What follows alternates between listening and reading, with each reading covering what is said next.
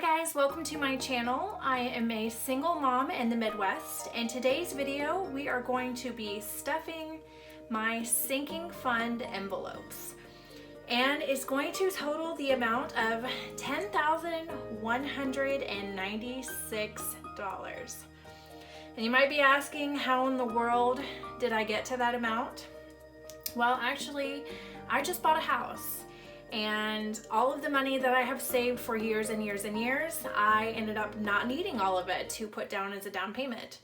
So I was just letting the money sit in my account, didn't have a purpose for it, and I decided that instead of just letting it all sit in one lump fund, I was gonna separate it out so every dollar has a purpose. And that kind of goes along with, I follow the budget mom here. She is great. If you haven't heard of her, she is a great budgeting resource. So I did give all of my dollars a category. So we're just going to kind of go down the list and stuff each envelope. So let's get started. All right, so I've got this handy dandy little cash envelope binder. I got this on Amazon. This is going to be the one that I kind of keep locked up in my safe. So I do have another envelope, which I'll show in another video, that I keep my everyday funds in, like gas and groceries.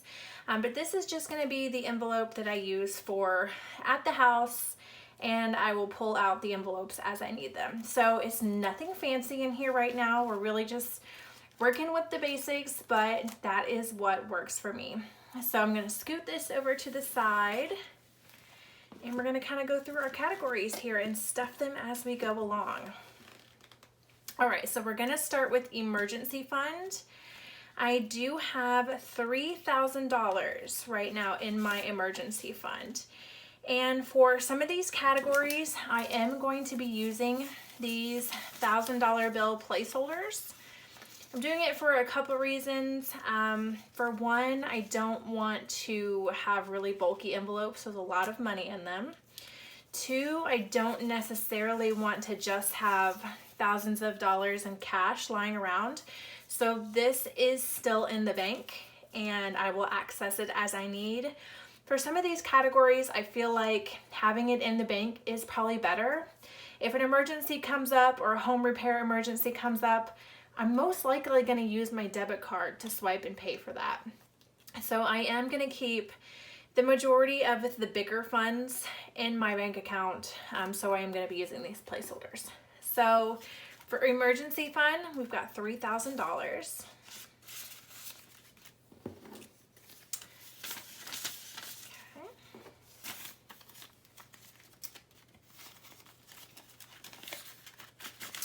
All right, and for home repairs, it was also $3,000. However, I have spent some of it.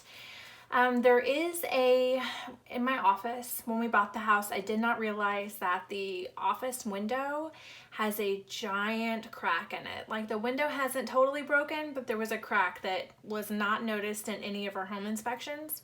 My bad. So I do have someone coming to replace it. $315 to replace the entire pane. I do have the money set aside. They just haven't come to install it yet, but I have taken it out. So $2,685 is what we have left in this category. Okay, so I'm gonna do the thousands for the two, and then we need $685. 5 and 6, 50, 60, 70, 80, and 5. And I did want to point out, I got this money out of the bank today. And for one thing, when I left to go to the bank, there was a red cardinal on my mailbox. And then they gave me this $10 bill. And I don't know if you can see very well, but it says the name Janice on it. And that is actually my paternal grandmother's name. And she actually passed away last year. And I don't know. It's kind of weird that her name is on this $10 bill. But anyway, so 2,685 in there. All right. Next category we have is ESchool. This is my daughter's school fund. I had set aside $380.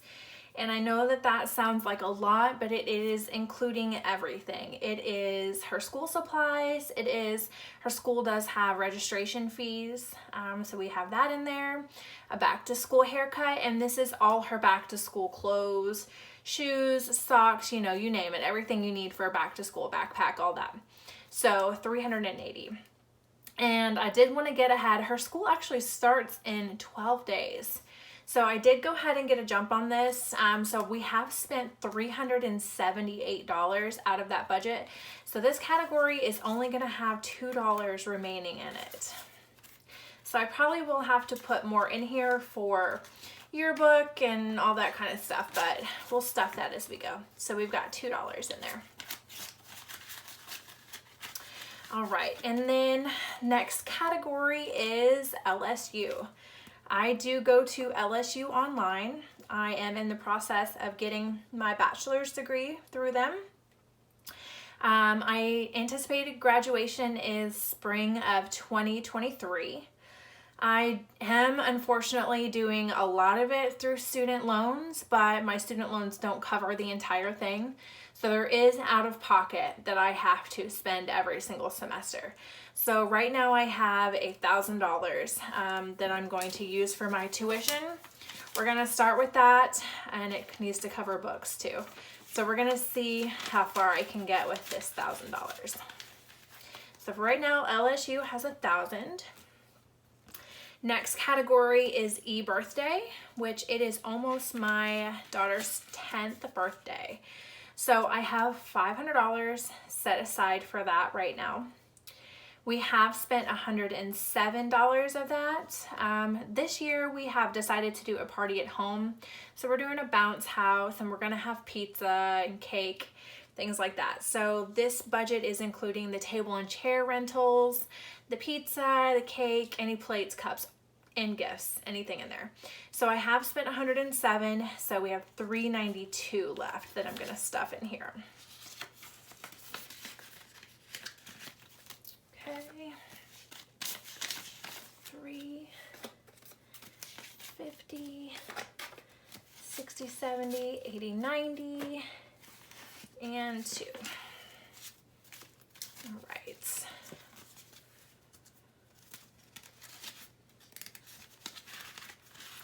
Next category we have is Halloween. We are big Halloween people in this house. Not only do we trick or treat, but we use Halloween decorations to pretty much decorate our house year round. So I love my Halloween budget. We have spent $43.97 already of our Halloween budget. I know right now as I'm filming this, it is the last day of July, but stores are already putting out stuff, which is so exciting to me. So we have already spent money at TJ Maxx and Home Goods. So we have $256 left. So let's stuff this guy. 250, 5, and 6. All right. I can't wait to spend more in this category. I'm so excited. I will probably reuse my costume this year, but my daughter, I think, may want a different costume. Next is Christmas. I do have $500 set aside for that.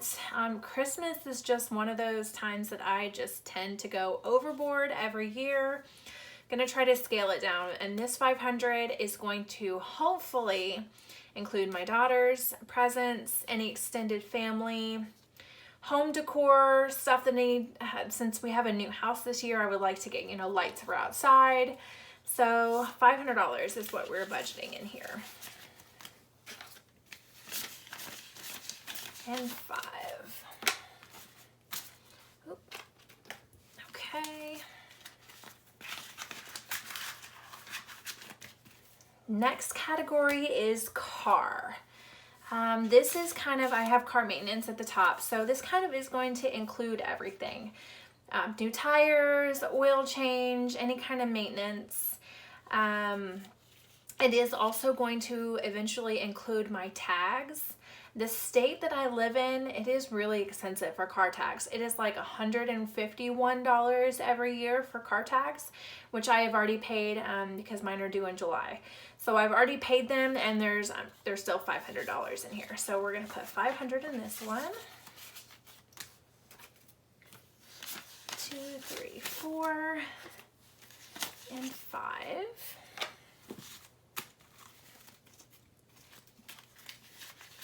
Right. Next is my favorite category, vacation. Every year I love to take a vacation with my daughter. We usually go to Florida always. We're big Disney people, so you may see a Disney category pop up in here. But next year I am thinking I want to go back to Southern California. My daughter was actually born there. We love California. We went 2 years ago, and I would love to go back, but California is so stinking expensive. I still have flight vouchers from when we were supposed to fly in 2020. So the flights are covered. I would like to have $3,000 in here by July of next year for vacation. We will see how that goes with work bonuses and things like that. So right now, our vacation is sitting at $1,000. That's going to use up our last placeholder here.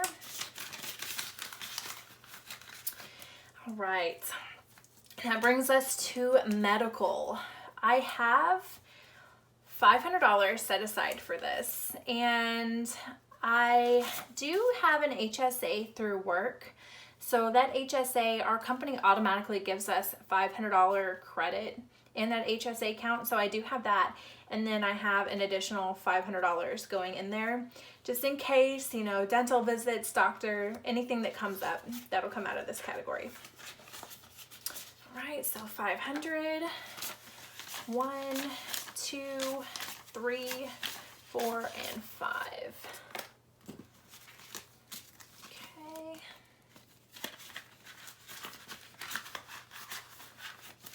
Right, next is cats. So we are huge cat people. Love cats, raised with them, sucker for cats. I would love to own a cat cafe. That is my major life goal that I'm going to eventually start saving for. So we had 3 cats. And then 4th of July weekend, we were outside and 2 kittens were up inside my neighbor's truck. And it was hot and I couldn't resist. And now we have 5 cats. So it's been an adventure. They haven't really met the other cats yet because it's been interesting. So it's been about a month of them living in my bathroom. But so this budget is going to eventually probably grow. I have set aside $250 right now, and this is mainly for the kittens. For cat food and litter, I usually include that into my grocery budget, but now that we have like a herd of cats, it may come out of this budget. But $250 right now is set aside for the kittens to get their shots and to get neutered. The kittens have actually already went to the vet twice and got shots. We need to go back one more time and get boosters, so that $250 is going to start dwindling down because they are going and getting their shots. But right now, $250 is what we're going to put in here. So we've got 1, 2, 40, and actually, speaking of which, I'm going to use a $10 placeholder. And that kind of goes along with my events budget. I had $250 in here, and then we had an unexpected birthday come up today. We were invited to the neighbor's birthday party for their little boy, and I wanted to be able to give him something, so I took $10 out of my cat's budget. So I'm using one of the fake $10 So I need to remember that this is a fake $10 bill and not try to spend this at the store. That would be hilarious. So I do need to transfer from one of my accounts into my checking account for this $10 bill. So yes, that is why I need to start getting more smaller denominations. But so the cats are gonna have a fake $10 bill in here. All right, next category is events. So right now I've budgeted $50. Events is kind of going to be for if I decide to host family dinner and I need to buy that. Miscellaneous things like when somebody comes to the door and I owe them money. I kind of don't know. This probably needs to be broken down a little bit more, but I would like to have some expendable cash just in case the neighbors do invite us over for a birthday party again, or my friend has something like a promotion and I want to give them cash. So that's kind of what this event is. So $50 in here. All right, 50.